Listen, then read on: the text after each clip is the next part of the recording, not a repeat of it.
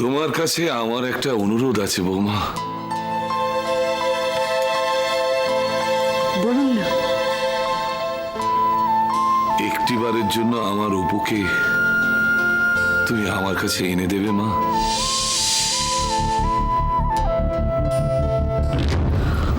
আমি আমি অপুকে তিস্তার কাছ থেকে এনে আপনার কাছে নিয়ে আসবো?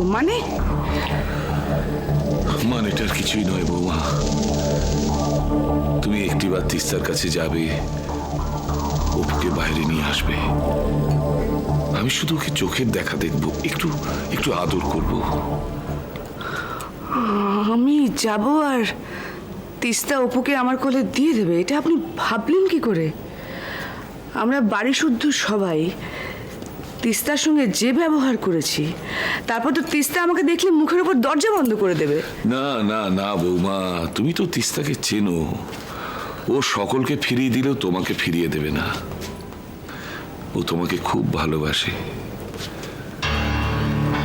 এই বর্বন পরিবারের সকলের ওপরও রাগ থাকলেও তোমার ওপর কোনো রাগ নেই। তিস্তা আমাকে ভালোবাসত। এবারে প্রত্যেকটা লোক যখন ওকে বাড়ি থেকে বার করে দিল, আমি কিন্তু ওর হয়ে একটা কথাও বলিনি। আমার বলার কোনো জায়গাও ছিল না। যদিও ওসব কথা ভুলে যাও বৌমা। ভালোবাসার মানুষের সব অপরাধ মানুষ ক্ষমা করে দেয়। তুমি একবার তিস্তার কাছে গিয়ে দাঁড়ালে দেখবে ও সব রাগ জল হয়ে গেছে। এই কাজটা আমি করতে পারবো না কাকাবাবু। কেন পারবে না? আমি তো শুধু তোমাকে তিস্তা কাকাবাবু, আমি নিজের কারণেই এই কাজটা করতে পারবো না। আপনি দয়া করে আমাকে এই অনুরোধটা করবেন না।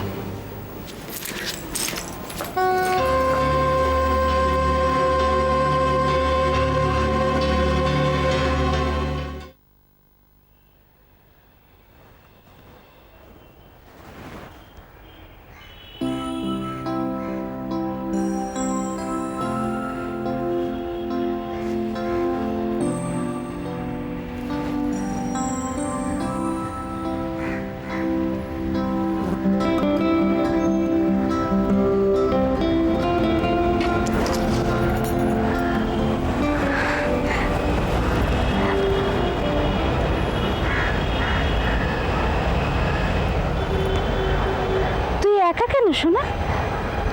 তোর বন্ধু কোথায়? ওর বন্ধু আমার কাছে।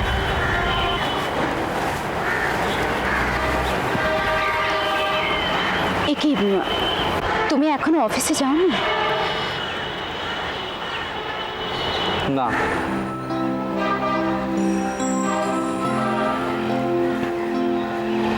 কি করব? আমারও তো আমার বন্ধুর সঙ্গে দেখা না করে অফিসে যেতে ভালো লাগছে না। এক্ষুনি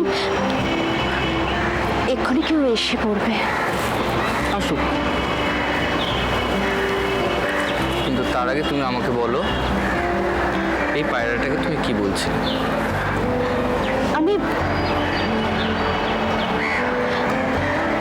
আমি তো একলা দেখে খারাপ লাগছিল? নিজের কথা মনে পড়ছে? জানি না তো। বিন্দু,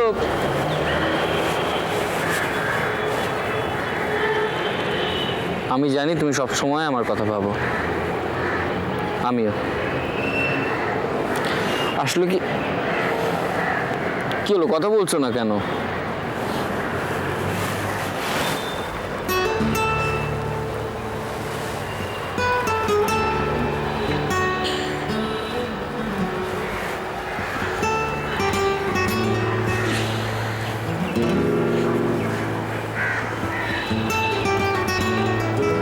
ছোড়দা, তুই কার সাথে কথা বলছিলি?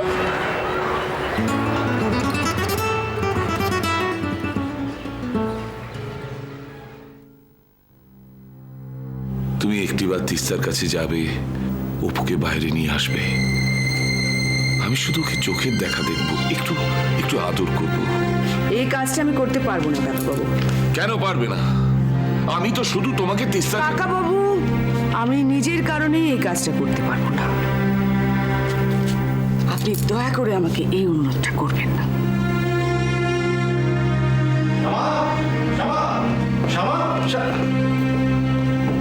এই দেখো, তুমি এখানে বসে আছো, আমি সারা বাড়ি তোমাকে হন্য হয়ে খুঁজে বেড়াচ্ছি। আচ্ছা, বেরোবার সময় হাতের কাছে একটা জিনিস নেই জানো? নিজেকে মনে হয় এক কাপ চা করে দিবি, এমন চা করে দিল জুড়িয়ে জল হয়ে গেছে। আচ্ছা, ওকে আমাকে একটু হেল্প করো প্লিজ। চলো চলো চলো। শোনো, আমি কি ঠিক করলাম? কি ঠিক করলে? কাকাবাবু আমাকে একটা অনুরোধ করলেন। কি অনুরোধ?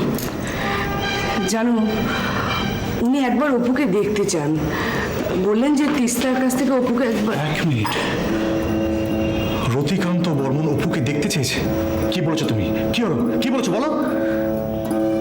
দেখো, একজন অসহায় বৃদ্ধ মানুষ, আমি না পারলাম না। শ্যামা, আমি মুখের ওপর না বলে দিয়েছি।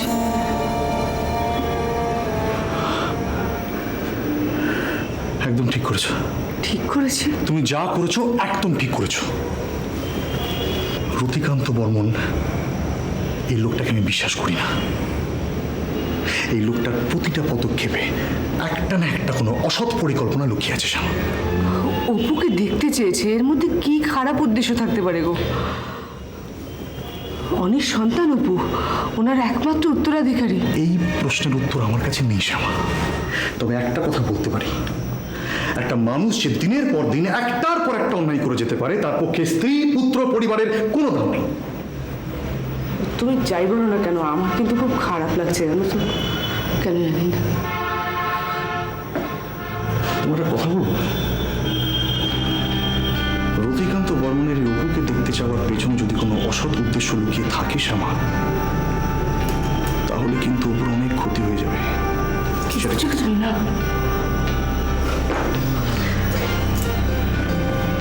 এই আশঙ্কাতে এত ভয় পাচ্ছ তুমি? আজকে যদি এই ঘটনাটা সত্যি হয়, তাহলে কিন্তু তুমি নিজেকে কোনদিন ক্ষমা করতে পারবে না।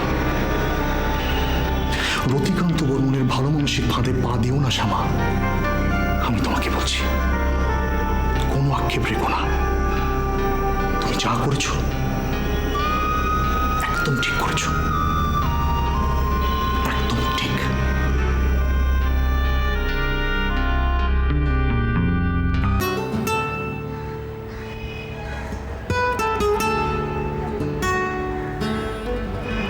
হাতে পায়রা, ভিজে কাপড়ের আড়ালে দাঁড়িয়ে কথা বলছিস।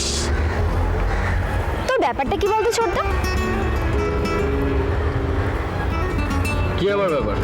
কিছুই না। আমি এখান দিয়ে পাস করছিলাম তো দেখলাম এই পায়রাটা, কি মিষ্টি, তাই আদর করছিলাম। পায়রা? কিন্তু তুই না অফিস যাচ্ছি বলে বেরোলি, তারপর হঠাৎ এইখানে মিষ্টি পায়রা আদর। এই শোন নিশিতা, আমি না একদম এখানে পায়রা আদর করতে আসিনি। আমি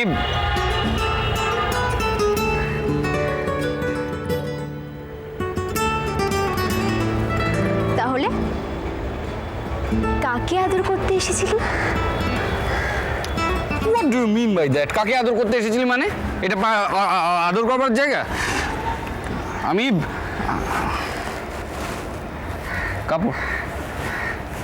কাপড়গুলো, এই যে কাপড়গুলো এখানে দেখছো না, এগুলো এরকম মেলা ছিল না। এইটা সব কটা মাটিতে লুটোচ্ছিল।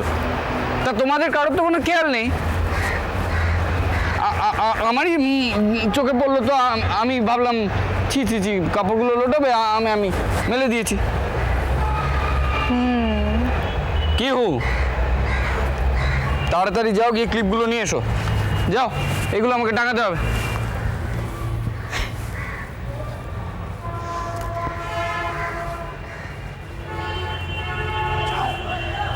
ছোটদা, রোদ পায়রাতে। থাক না, তোকে আর পায়রা আদর করতে হবে না। তোর কিন্তু অফিসে লেট হয়ে যাবে এবার। তুই অফিস যা, আমি কাপড় শুকিয়ে দিচ্ছি। সেটা একদম পাকা কথা বলিস না। তোদের কি ধরনের এই কাপড় মেলবার মতন কাজ শুধু তোরা মেয়েরা পারিস? আজকে আমি আদিত্য বর্মন দেখাবো যে কাপড় মেলাটা এমন কিছু কঠিন ব্যাপার নয়। যা গিয়ে ক্লিপ নিয়ে আমি এটা মেলে তারপরে অফিসে যাব। যা। যাচ্ছি।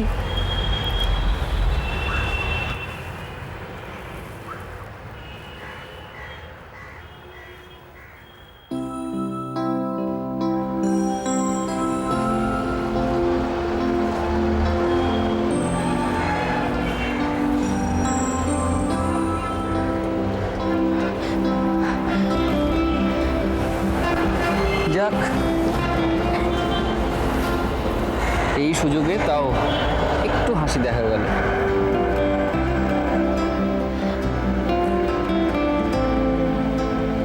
তুমি পায়রাটাকে এখনো ধরে আছো? হ্যাঁ,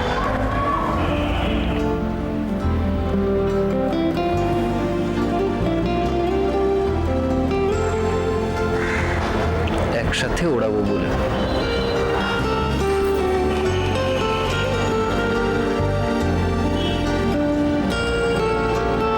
বাহ বাহ বাহ বাহ বাহ, চমৎকার।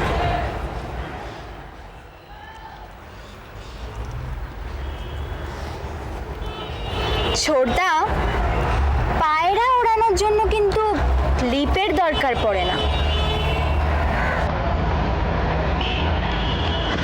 অফিসে দেরি হয়ে যাচ্ছে, আমি আসি।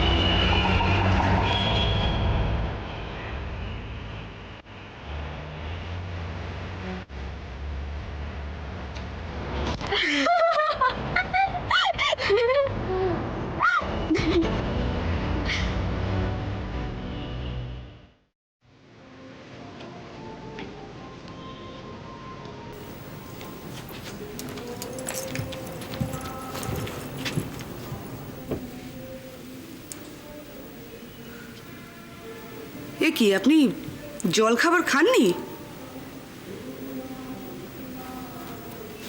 সকালের ওই কড়া কড়া ওষুধগুলো খাওয়ার পর যদি ভারী জল খাবার না খান তাহলে কিন্তু হিতে বিপরীত হবে, ডাক্তারবাবু বলেছেন। হোক, যা হবার তাই হোক। এভাবে কেন বলছেন কাকাবাবু? চলুন, দুপুরের খাবারটা খেয়ে নেবেন। চলুন, আমাকে ওষুধ দিতে হবে আপনাকে। না, আমি খাবো না। এরকম করলে তো আপনি আরো অসুস্থ হয়ে পড়বেন। আমি তো তাই চাই। কি হবে আমার সুস্থ থেকে? আর কার জন্য আমি বাঁচবো? এভাবে কেন বলছেন কাকাবাবু? চলুন, খেয়ে নেবেন। চলুন। না, আমি তোমাকে বলেছি বৌমা, আমি খাবার খাবো না, আমি ওষুধ খাবো না। তাহলে তো আমার ডাক্তারবাবুকে খবর দিতে হবে। ডাক্তার কি করবে? আমার শরীরের চিকিৎসা করবে, কিন্তু আমার মনের মধ্যে যে পাথরটা চেপে বসে আছে সেটা সরাতে পারবে? আপনি ঠিক কি বলতে চাইছেন বলুন তো? বৌমা, এই বাড়িতে আগে কত প্রাণ ছিল। অপু যখন ছিল তখন হাসি কান্না সবকিছু মিলিয়ে আমরা কত সুন্দরভাবে বেঁচে থাকতাম। এখন অপু নেই, অপুর সঙ্গে প্রাণটাও চলে গেছে। রতিকান্ত বর্মনের ভালো মানুষের ফাঁদে পা দিও না শ্যামা। রতিকান্ত বর্মনের অপুকে দেখতে যাওয়ার পেছন যদি কোনো অসৎ উদ্দেশ্য লুকিয়ে থাকে শ্যামা, তাহলে কিন্তু অপুর অনেক ক্ষতি হয়ে যাবে।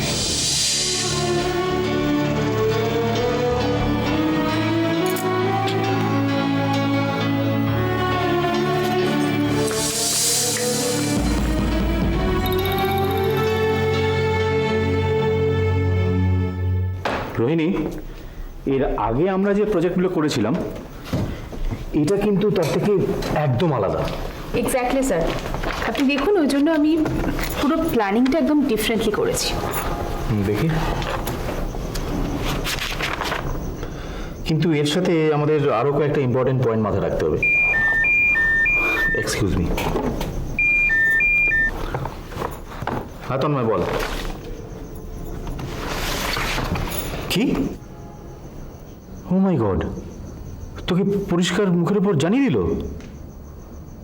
আচ্ছা ঠিক আছে, এখন রাখছি, আমি তোকে পরে ফোন করছি। Any problem? হ্যাঁ, এমন একটা বাজে খবর শুনলাম। খারাপ খবর? ওই তোমাকে কালকে বললাম না যে আমার এক বন্ধুর জন্য মেয়ে দেখতে যাচ্ছি। বিয়ের ডেটটাও ফাইনাল হয়ে গিয়েছিল, কিন্তু বিয়েটা হবে না। কেন? কারণ মেয়েটি আমার বন্ধুকে আজকে ডেকে পাঠিয়েছিল, পরিষ্কার জানিয়ে দিয়েছে যে সে অন্য একজনকে ভালোবাসে, তাই ওর পক্ষে তন্ময়কে বিয়ে করা সম্ভব নয়।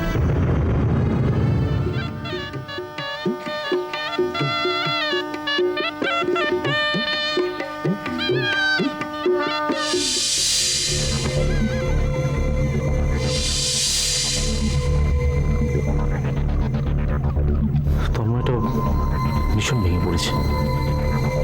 খুব স্বাভাবিক। রোহিণী, হ্যালো রোহিণী, আমরা যে আলোচনাটা করছিলাম,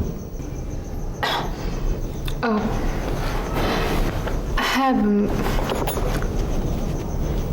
এক্সকিউজ মি স্যার, আমাকে প্লিজ একটু 5 মিনিট সময় দিন।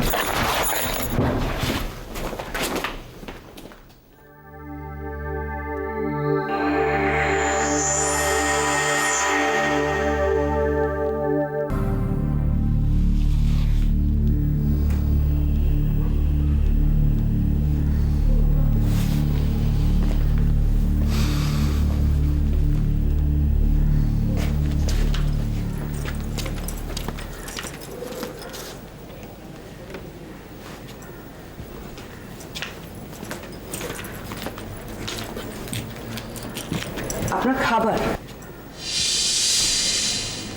কি ভাবলে বৌমা?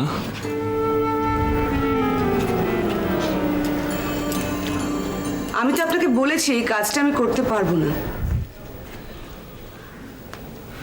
এই অসহায় মানুষটার জন্য তোমার একটুও মায়া হচ্ছে না? আমি আমার অসুবিধার কারণগুলোও কিন্তু আপনাকে জানিয়েছি। অসুবিধে নয়, বলো দ্বিধা।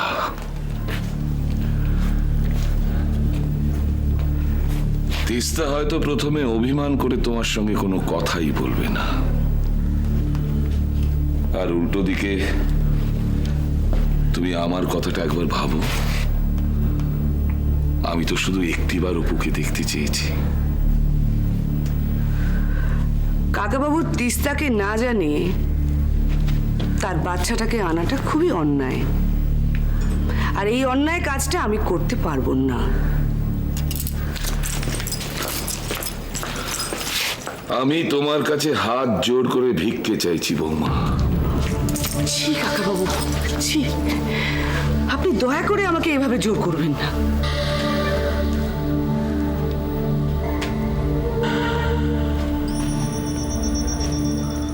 আমি যদি জোর করতে চাইতাম তাহলে সেটা অনেক আগেই করতে পারতাম।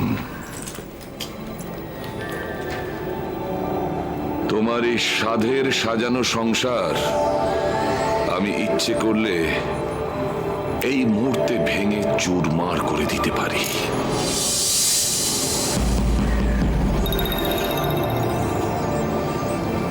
কি বলতে চাইছেন আপনি? আমি তোমার অতীতের কথা জানি। আমার ভাইপো সিদ্ধার্থকে বিয়ে করার আগে মোহিনী নামে তুমি কি কি করে বেড়াতে, তার সবটাই আমার জানা আছে। আর আমার কাছ থেকে বাড়ির লোকেরা যদি সেই কথাটা জেনে যায়, তাহলে তোমার কি অবস্থা হবে সেটা ভাবতে পারছো? কিন্তু তোমার এই গোপন পাপের কথাটা আমি কাউকে জানাবো না। তুমি আমাকে বিশ্বাস করতে পারো।